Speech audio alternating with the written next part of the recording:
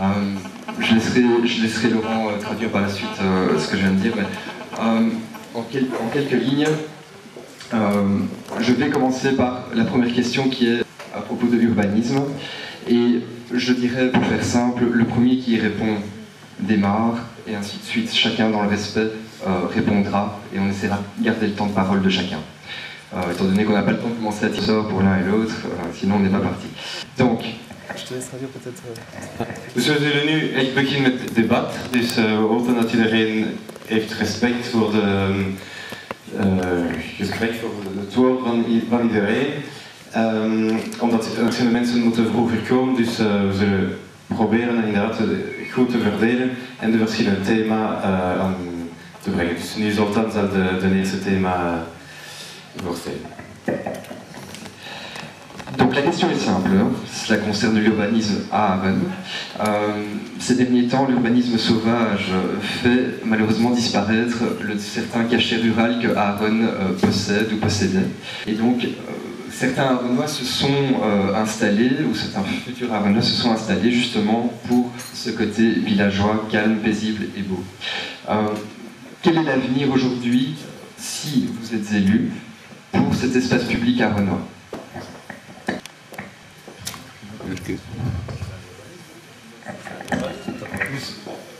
Dus hier voor urbanisme, van Stedenbos, wat is uw visie dan? Merci. Je vais passer 2 minutes aussi. Donc, Christian Seul, je viens de l'urbanisme et de la mobilité. Je voudrais évidemment dire que, et je parle toujours vrai, que dans votre question, il y a évidemment déjà un jugement, puisque vous parlez d'urbanisme sauvage de ces dernières années.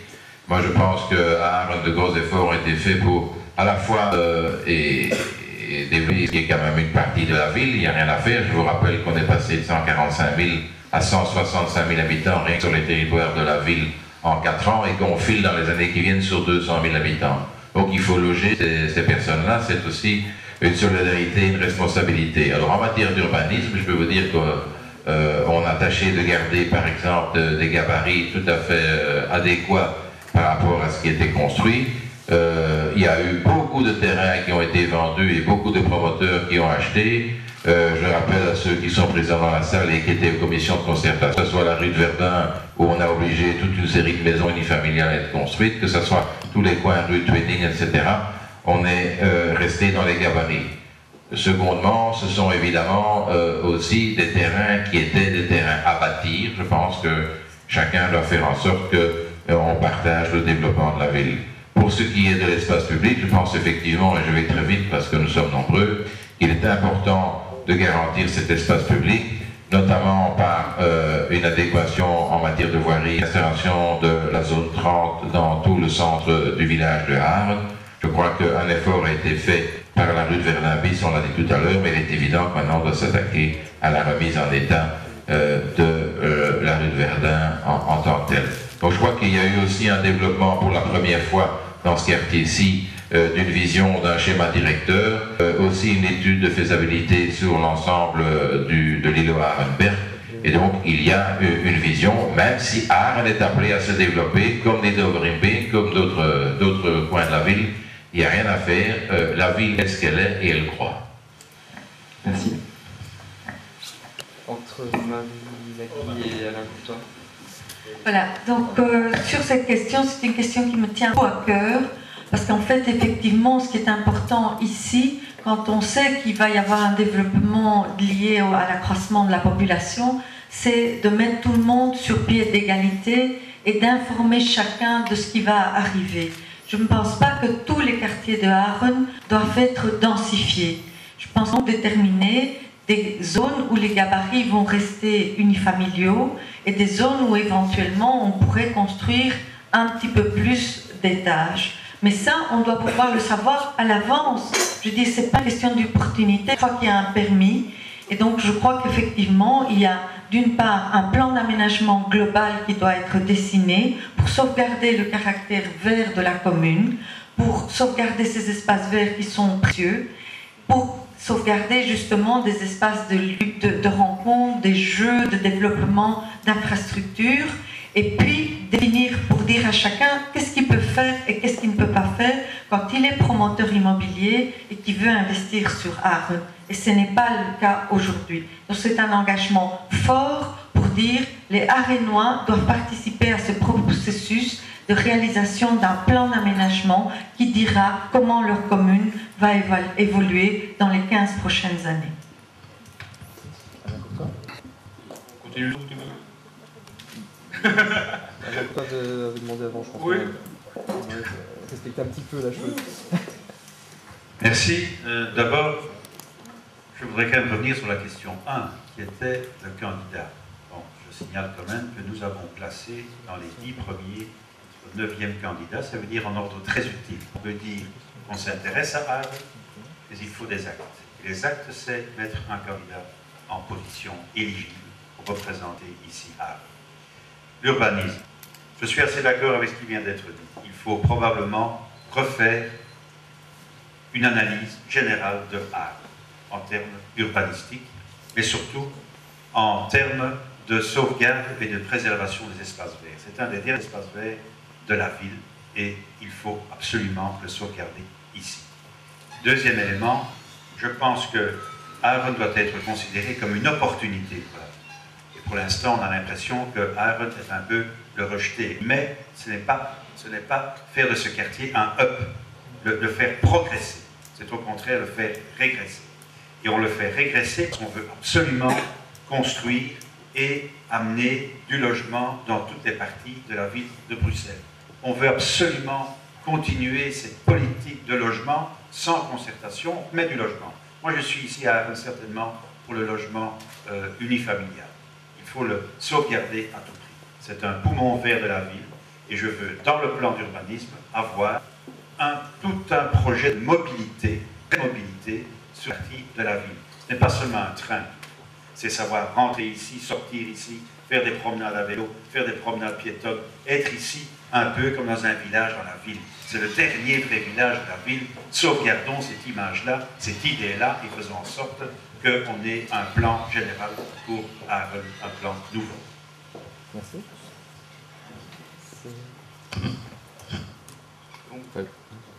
Voilà, pour la question de l'urbanisme à Aaren, on est tous d'accord que Aaren est un des derniers poumons verts.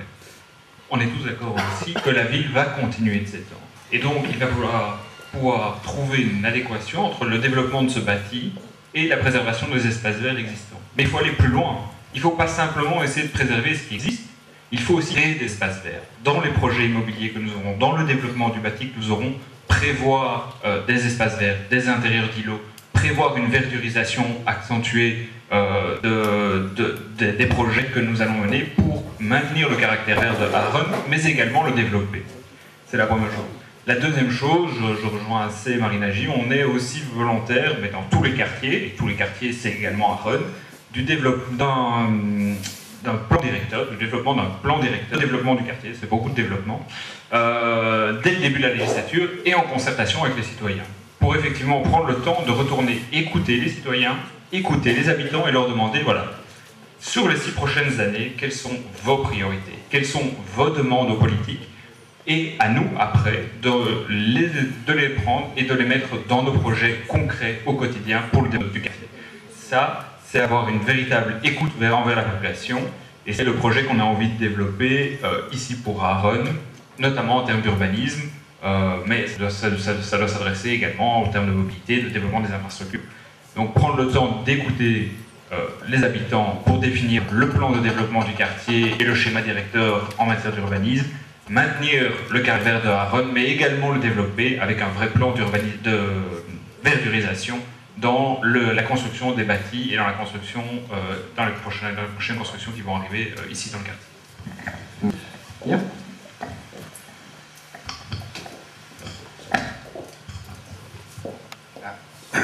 Goedenavond. Op het plan van urbanisme heb ik vooral geschrikt dat we dezelfde kant op gaan van Neder-Overheenweg. Dat mag vooral niet gebeuren. Dat er gewoon een hele massa woonentiteiten worden ingeplant zonder rekening te houden met de rest. Het is allemaal goed en wel, er moeten veel woningen bij komen. Er komen nu eenmaal een grote bevolkingsexplosie ten gevolge van het slechte federale wanbeleid van de voorgaande regeringen. Maar ja, dat is nu eenmaal zo, dus daar moeten we mee leven. Maar dan, als je nieuwe woningen bouwt, moet je ook denken aan nieuwe scholen.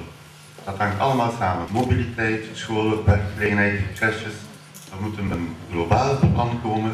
En ik heb een beetje schrik dat we hier met Haren dezelfde weg op gaan als Neder-Overveen.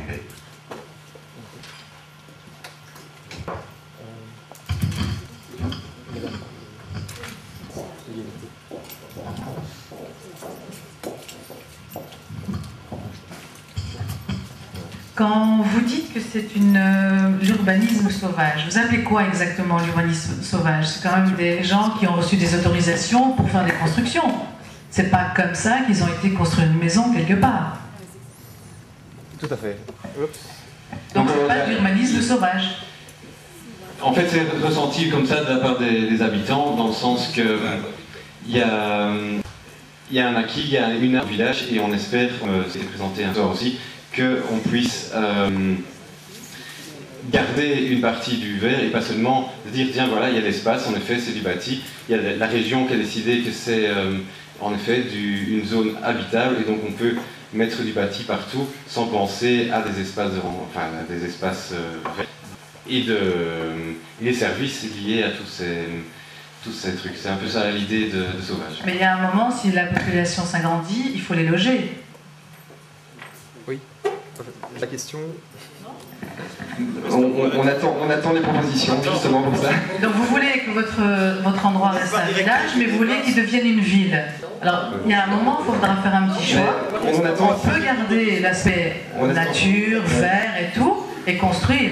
C'est pas justement, on attend des réponses, on dirait, d'intérêt général, de savoir qui vous feriez si demain vous êtes au pouvoir. Comme je vous l'ai dit tout à l'heure, ce serait demander aux gens, comme faire des référendums, mais il y a un moment, vous ne pouvez pas rester un village, si vous agrandissez, vous devenez une ville, il y a un moment, on ne peut pas avoir le beurre, l'argent du beurre, la crémière qui va avec. Il y a des choses qui vont changer, le monde change, les gens changent, on grandit, donc il faut un petit peu de... Il faut pour tout le monde. Vous n'allez pas laisser les gens à la rue pour garder des espaces verts. Si? Non? À vous de voir comment vous géreriez. Non, mais il y a un moment, il faut prendre des décisions. On va passer dans une élection où vous allez avoir la possibilité éventuellement de pouvoir y répondre. Donc la question est là. Que feriez-vous une fois que vous êtes élu dans ce cadre-là? Ça dépend de la situation. Je veux dire, si des gens sont dans la rue, il y a un moment, il faut les loger. On ne peut pas les laisser dans la rue. Voilà. Merci. Oui.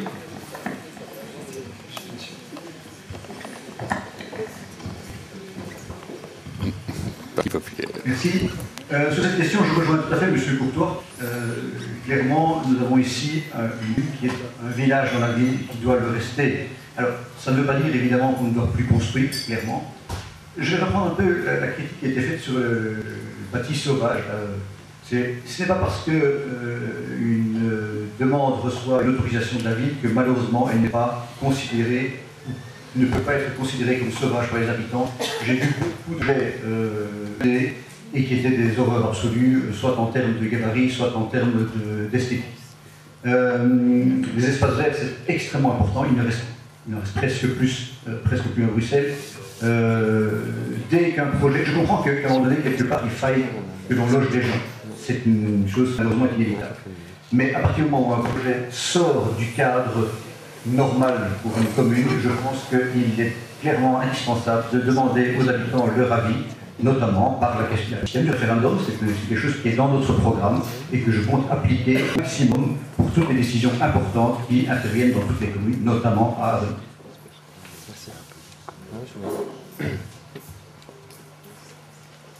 Oui, pour nous c'est la même chose aussi. Si vous avez des soucis là-dessus, c'est très, très important d'avoir des débats ouverts avec tous les habitants de Arène en fait. Pas que tout le monde est le bienvenu et tout le monde peut revenir. C'est vous tous ensemble comme communauté décidez que vous voulez faire comme ça. C'est à vous de le dire dans des débats ouverts et de dire pourquoi ça. Et d'autre côté, s'il y a pour nous, c'est notre philosophie, s'il y a des gens qui viennent ici construire des choses, ça doit être tout avec beaucoup de transparence, qu'on sait pourquoi cette région, pourquoi là ils vont construire des choses et pourquoi pas là-bas. Je trouve que le gouvernement, les gens qui ont à dire, doivent dire très clairement pourquoi ils prennent cette décision. On parle du cachet rural à s'agit-il d'une activité rurale à Aaron? Dans ce cas, si elle existe, elle doit évidemment être préservée. Ou est-ce qu'on parle, je dirais, de l'aspect convivialité, espace vert?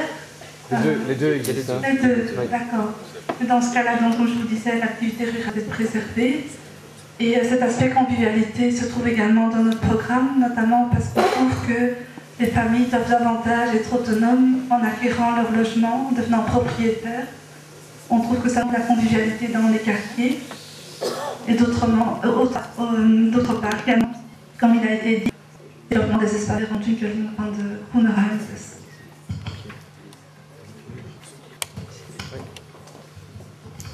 Je pense qu'on est les seuls à n'a pas encore pris la parole sur ce sujet-là. Moi, je vous l'ai dit, j'habite à Aaron. Il est effectivement vrai que depuis 18 ans, on a vu beaucoup de constructions se faire. On a vu également beaucoup de chancres disparaître à Aaron. Je pense qu'il y en a encore à faire, il y a encore des chancres à faire disparaître, entre autres. Dans certaines rues, rue de la paroisse tout au bout, il y a encore des choses qui doivent être améliorées très clairement. On parle qu'il faut créer des espaces verts. Je rappelle quand même que la ville de Bruxelles a créé des parcs à Aaron. Il y a des petits parcs qui se sont créés, des espaces verts qui se sont développés, qui ne sont plus des champs où tout et n'importe quoi poussait. Il y a un parcours d'enfants qui a été fait. Là, il y a encore certainement, il y a toujours moyen d'améliorer les choses. Mais vivre à Aaron, il faut pouvoir en parler. On a vu des maisons se construire. Ben, elles ont toutes fait l'objet d'un permis d'urbanisme et une enquête. Il y a chaque fois eu des panneaux d'affichés. Tout citoyen est en droit de pouvoir réagir. Certains l'ont fait. Moi, je l'ai fait dans la rue où j'habite également. On a voulu construire, et les citoyens qui habitent dans ma rue, mes voisins, on s'est mobilisés parce qu'on estimait que ce n'était pas faisable, et la ville ne l'a pas fait. La ville a entendu ses citoyens. Ça, c'est très clair. Les espaces verts sont développés. Il y a encore moyen de développer du logement à Aaron, parce que Aaron est une petite entité rurale de la ville de Bruxelles, très clairement, certes. Mais non, ce n'est pas une prison. Monsieur, ne parlez pas de prison, vous n'y vivez pas. Vous n'y vivez pas. Mais il y a encore des endroits à Aaron. Aaron est une ancienne entité industrielle aussi, où là, il y a peut-être moyen de redévelopper de l'habitat, et de l'habitat accessible pour tous. Qu'est-ce qui fait venir principalement ceux qui ne sont pas nés à Aaron? Il n'y en a plus beaucoup qui sont nés à Aaron, hein, malheureusement. Moi, je suis né à Bruxelles, monsieur là-bas au bout apparemment est né à Aaron, c'est très bien. Moi, je suis né à Bruxelles, j'ai vécu à Nederlandenbeek, j'ai vécu à Laken. Mais qu'est-ce qui nous a fait venir? C'était l'aspect aussi, on va dire, des prix des maisons à Aaron. Et il faut garder ça. Il ne faut pas vouloir non plus s'isoler et vivre dans des quartiers de grand luxe.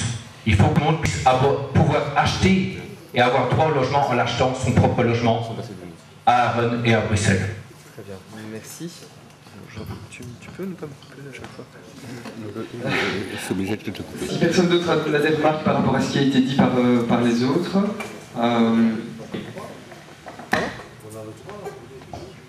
oui, il y a une question-réponse qui peut être faite suite à ce que...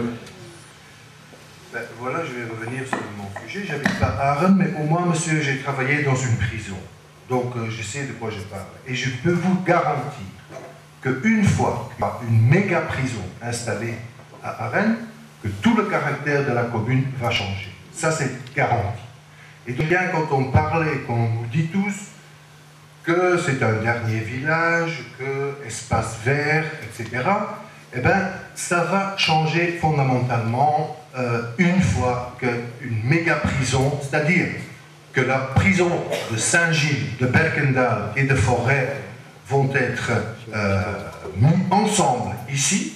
Donc, je peux vous garantir que ça va changer le caractère de ce quartier. Et que tous ces belles paroles, dire oui, on est à l'écoute et on va changer, etc., c'est bien prouvé que ce n'est pas le cas, qu'on nous écoute quand il s'agit des décisions un peu fondamentales. Ik zal het ook nog even in Nederlands zeggen. Dus ik denk, nee, heel kort. Dus ik denk, men kan spreken over wild urbanisme enzovoort. Maar als er iets is dat ons allemaal raakt in een gemeente zoals Haren, dan is het wel de installatie van een dergelijke megagevangenis.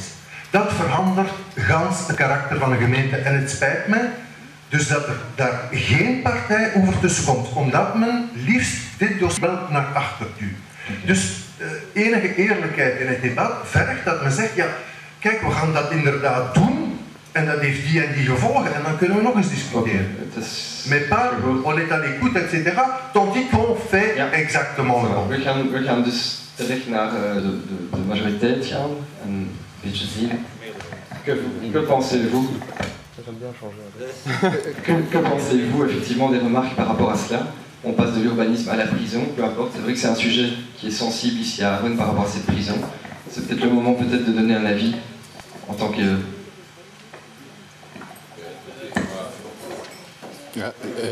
Il y a un micro qui est coupé. Oui, je ne vais pas en dire en matière d'urbanisme sur ce que j'ai dit, mais je défie quelqu'un de montrer des gabarits qui sont extravagants. Hein. Je pense qu'au contraire, on a écouté chaque fois les habitants et ça. Sur la prison, quand vous dites la majorité, je ne sais pas de quelle majorité vous parlez, je voudrais vous rappeler, attendez. La majorité... Mais attendez, s'il vous plaît, c'est une décision du fédéral dans laquelle il y a certains partis, vous le savez bien. Effectivement, et je vais être gentil, ça a été corroboré par la région avec Charles Piquet, majorité qui est également ce qu'elle est. Donc je pense que tous les pays sont concernés par ce point. Et celles et ceux d'entre vous qui ont fait l'effort ont vu qu'il y a une présentation il y a 2 jours d'un état de la question. Je pense qu'effectivement, il faut être très attentif. Mais depuis le début, la ville de Bruxelles, par le collège d'aujourd'hui, a essayé d'être le plus présent. C'est grâce à nous qu'il y a des études d'incidence, qu'il y a eu un début d'études de mobilité, que vous avez un représentant du quartier de Arles qui participe à toutes les réunions. On a été attentif à toute une série de choses. On a demandé ce que, du point de vue architectural, ça soit entouré et monsieur Bastin, le maître architecte de la région, y est présent. Et dans les concours d'urbanisme, il y a des représentants, pas des politiques, mais en l'occurrence le directeur du service urbanisme. Donc nous avons été attentifs à tout ça. Je vais vraiment dire ici que dans la vie, rien n'est jamais ni noir ni blanc et qu'il faut un petit peu voir... Que répondez-vous justement aux critiques qui font qu'une prison peut être nocive, de ce que monsieur dit? Mais quels sont les... Une prison, si ça n'est pas entouré convenablement par une série de besoins que vous demandez et dont nous pouvons éventuellement répondre de la meilleure manière possible avec cette prison, mobilité, police, etc., ça doit être entouré et c'est ce que nous faisons. C'est vrai que ça n'est pas neutre comme choix, mais il est possible et faire que ça devienne un aspect positif. Pour le reste, à ceux qui critiquent la construction d'une nouvelle prison, je voudrais rappeler les droits humains, qu'ils aillent voir comment on loge aujourd'hui les gens à Saint-Gilles ou à Forêt. Okay. Je connais cette maison, elle est bien. Elle est bien. On continue avec... Vous ne connaissez pas, vous n'avez jamais mis un pied là-dedans. Une réaction peut-être? Alors, je suis criminologue de formation, comme ça je vais juste répondre à monsieur. Je suis criminologue de formation, j'ai travaillé 1 an dans la prison de Forêt, il y a plus de 15 ans, et c'était déjà une désespérance sociale et une honte pour une démocratie de mettre des personnes dans cette prison-là. Alors on peut dire tout ce qu'on veut aujourd'hui, en tout cas, je le dis, mais je ne vais pas polémiquer, je ne crois pas qu'on doit polémiquer avec les gens autour de la table. Donc voilà, alors, changer les quartiers d'une prison, moi j'ai pas l'impression, je connais très bien la prison de Saint-Gilles et de Forêt, ils n'ont pas changé les quartiers totalement résidentiels qu'il y avait autour de la prison de Saint-Gilles-Forêt. Les maisons de Saint-Gilles et Forêt ont pris énormément de valeur, et ce quartier n'a jamais été déserté par ses habitants. Jamais.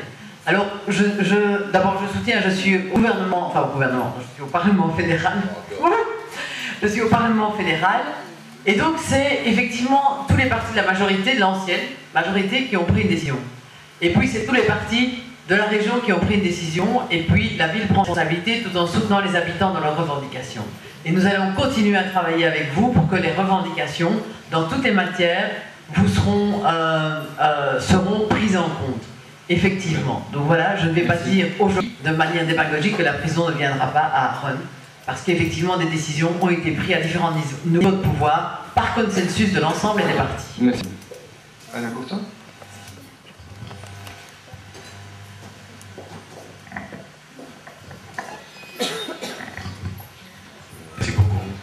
Pour ce qui concerne la prison, je pense que beaucoup a déjà été dit.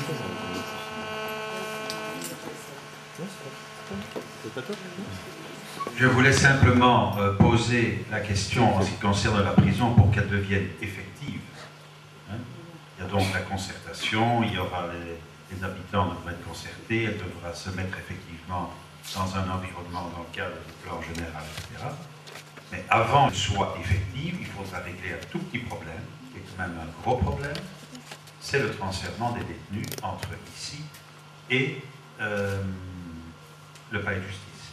Parce que celui qui croit, les droits de l'homme, on y a fait allusion, celui qui croit que l'on va pouvoir mettre dans cette prison toutes les chambres correctionnelles, les chambres du conseil, les chambres des mises en accusation, c'est-à-dire toutes les chambres sujettes à avoir des détenus à un moment donné, c'est contraire à toutes les lois européennes en matière du respect des droits de l'homme.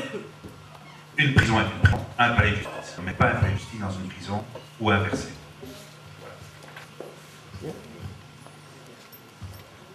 Ja, dus wat die gevangenis betreft, dus die beslissing is genomen. Hè?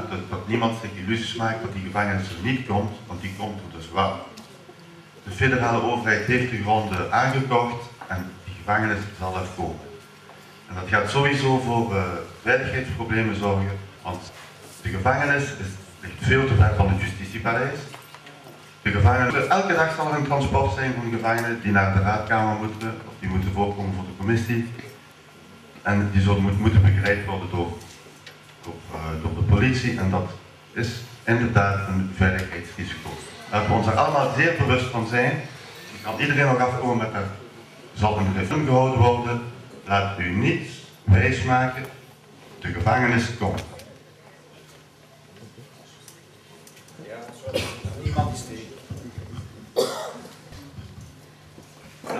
Rapidement sur la prison, je crois qu'il y a d'abord une chose, c'est rappeler peut-être que malgré ce que nous dit la majorité en place, le bourgmestre nous a traîné pendant des années en nous disant on va tout faire pour qu'elle n'arrive pas, alors qu'il savait qu'elle arrivait.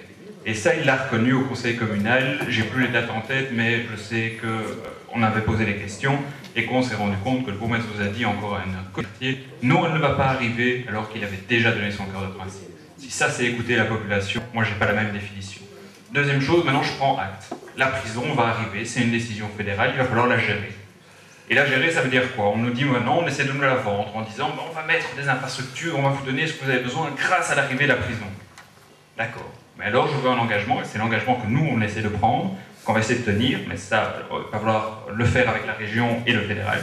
C'est-à-dire que ces compensations, elles doivent arriver en même temps que la prison. Parce que le fédéral, il la pousse, sa prison. Et il ne faudra pas qu'on vienne nous dire « Oui, vous inquiétez pas, on met la prison, mais le métro arrive ». Non, le métro il sera là en 2020. Il faut un plan de mobilité maintenant, des infrastructures en termes de mobilité maintenant. Et c'est ça qu'il faut, une vision globale et des investissements coordonnés. Il ne faut pas que la prison arrive demain et que les investissements, eux, soient là dans 5 ou 10 ans. Ça, ce serait catastrophique. La prison va arriver, on l'a déplorée, on s'y est opposé, on a essayé de tout faire pour qu'elle n'arrive pas. Elle arrive. Il va falloir la gérer, il va falloir que la prochaine majorité communale, cette prison, gère les infrastructures et les investissements qui vont devoir aller avec. Et notre volonté, c'est de faire en sorte que ces investissements arrivent de manière coordonnée.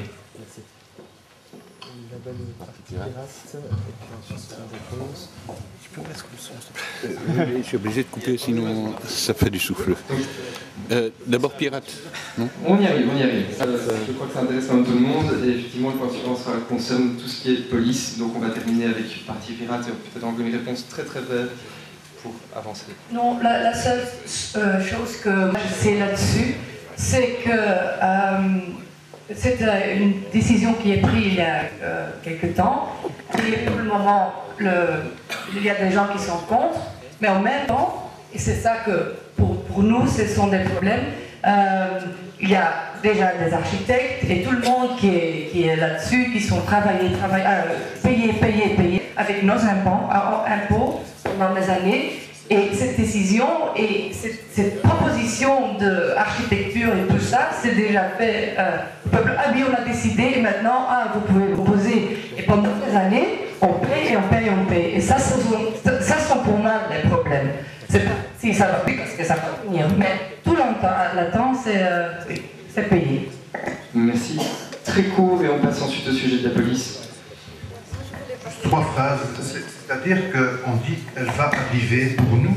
Vous nous demandez notre position. On va s'opposer, en tout cas, jusqu'à ce qu'elle n'arrive pas. Ça, c'est une chose. Donc pour nous, il n'y a pas de décision définitive et finale. En tant qu'égalité, on s'engage pour s'opposer à ça jusqu'au bout. Deuxièmement, on veut que les prisons Forêt, Kendal et Saint-Gilles soient aménagées, soient mis en ordre, qu'il faut diminuer la capacité, mais pas la augmenter, parce que ce n'est pas les droits de l'homme des détenus, je vous le signale, mais c'est augmenter la capacité de l'enfermement dans ce pays.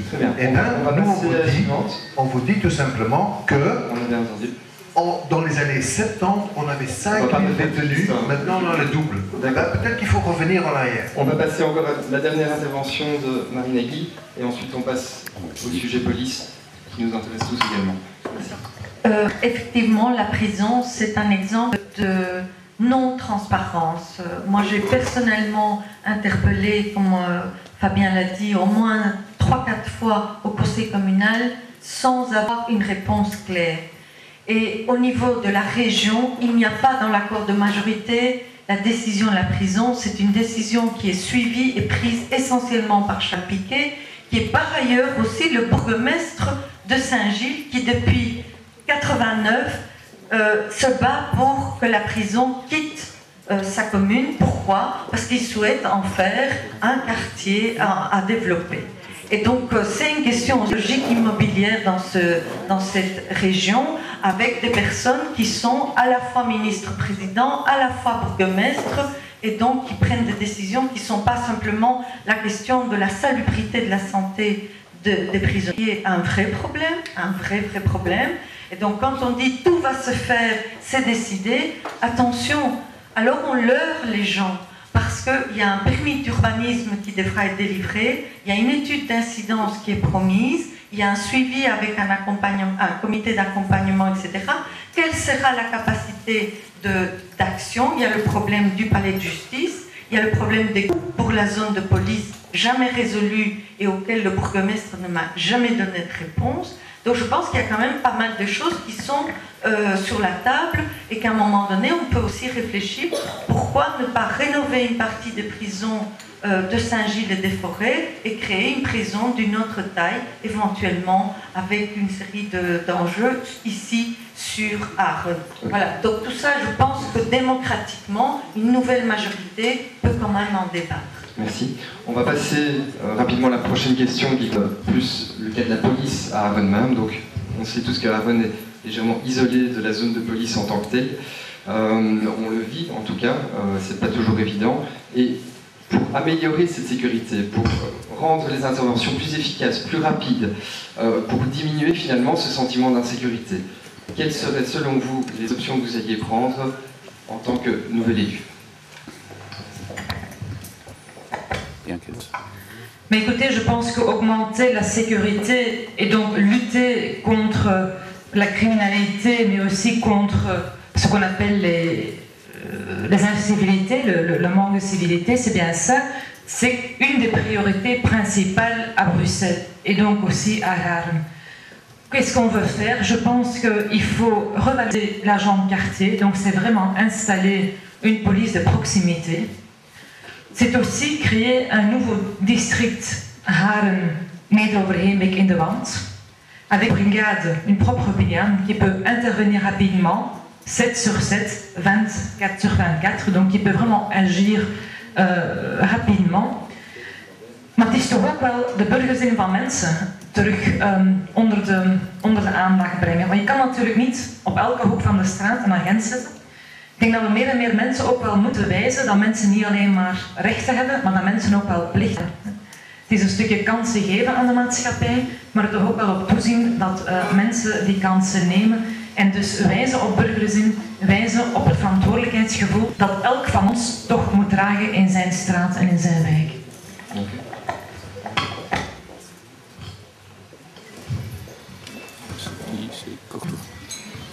Merci beaucoup. Pour nous, la sécurité est une priorité absolue.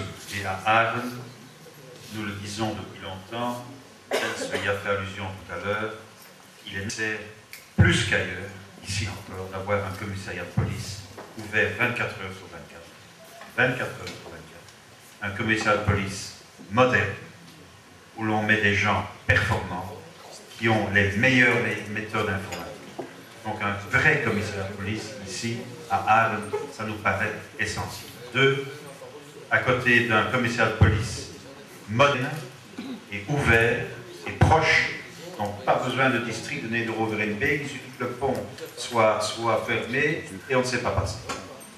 2, des patrouilles mobiles, énormément de patrouilles mobiles, ça sera une des constantes de la sécurité sur Bruxelles. Les patrouilles fixes à certains endroits, je pense qu'ici ça ne s'impose pas, il ne faut pas en mettre où ça ne s'impose pas, mais des patrouilles mobiles. 3, l'éclairage. Ça paraît idiot, mais l'éclairage est une donnée d'insécurité, de sentiment d'insécurité, et donc il faut améliorer, et ça rejoint un peu l'urbanisme, il faut améliorer tout ce qui est ce mobilier urbain qui doit favoriser la sécurité. Et la sécurité passe aussi par un mobilier urbain grisé. Donc, présence policière, commissariat de police ouvert, j'ajouterai présence aussi des messieurs de la propreté, parce que propreté et sécurité, ça va ensemble, et amélioration de la sécurité du matériel urbain, et notamment l'éclairage. Merci. Qui d'autre veut réagir? Ici. Le Parti populaire. Au niveau de temps de parole, Belkuni et Parti populaire qui ont fait la priorité. Qua de politiezone van Vima, Vilvoort-Machelen, die op 2 kilometer ligt van Aalen. Het probleem is dat deze politiezone in een andere regio, een andere gebied bezit. Dus dat zijn de institutionele keuzes die dat gewild hebben. Belgique, sur le plan institutionnel, justement, défend une grande région du Brabant bilingue. Ce qui voudrait dire, effectivement, qu'à ce moment-là, il n'y aurait plus de problème de collaboration entre les zones de police. D'autre part, on peut imaginer des collaborations, puisque ça se fait avec certaines communes bruxelloises du sud de Bruxelles, avec la périphérie. On pourrait imaginer effectivement aussi que des collaborations avec cette zone de police en région flamande. We staan ook voor de creatie van een Areense antenne van een commissariat. Nous sommes également pour des patrouilles régulières en fonction de la réalité du terrain, bien sûr. Wij vinden dat het gevoel van onrecht moet aangepakt worden. Inderdaad, dat kan een daling van de handel en van de activiteiten, dat kan deze doen dalen, en dus dat moet ook aangepakt worden. Et en tant que conseiller communal, on peut toujours se faire le relais auprès du bourgmestre qui est chef de la zone de police, pour l'interpeller et faire le relais de toutes vos demandes.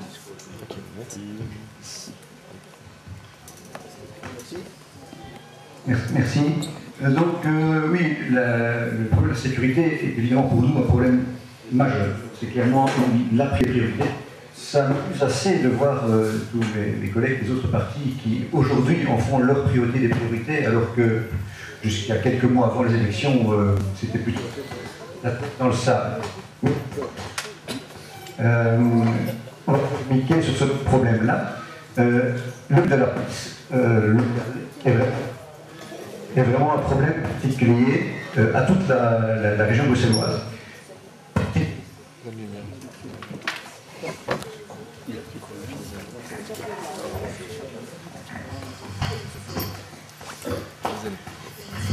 Donc, comme je disais, le problème de la sécurité et de la police locale disponible est un problème qu'on retrouve dans toute la région bruxelloise.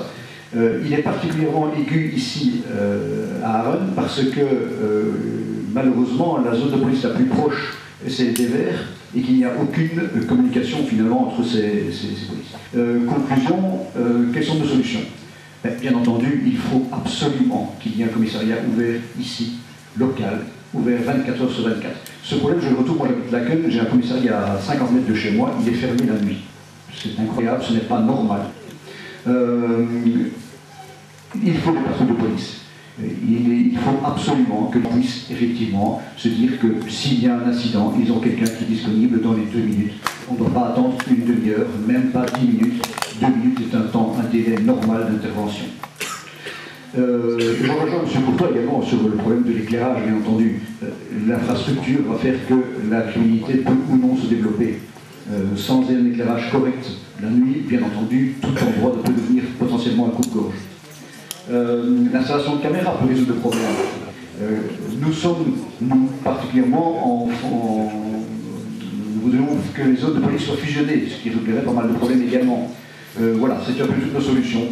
Merci. Parti pirate, puis Parti socialiste.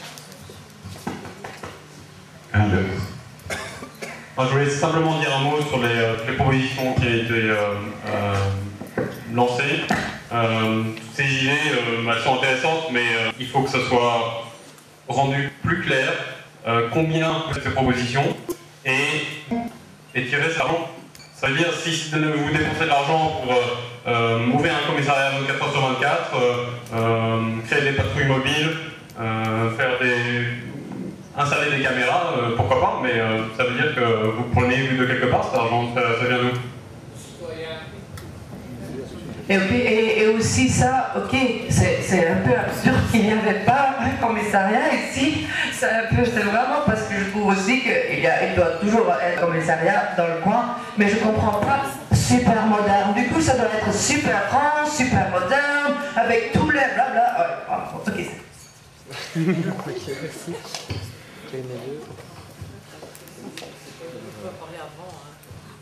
Non, non, on va respecter l'ordre que j'ai reçu, il n'y a pas de problème.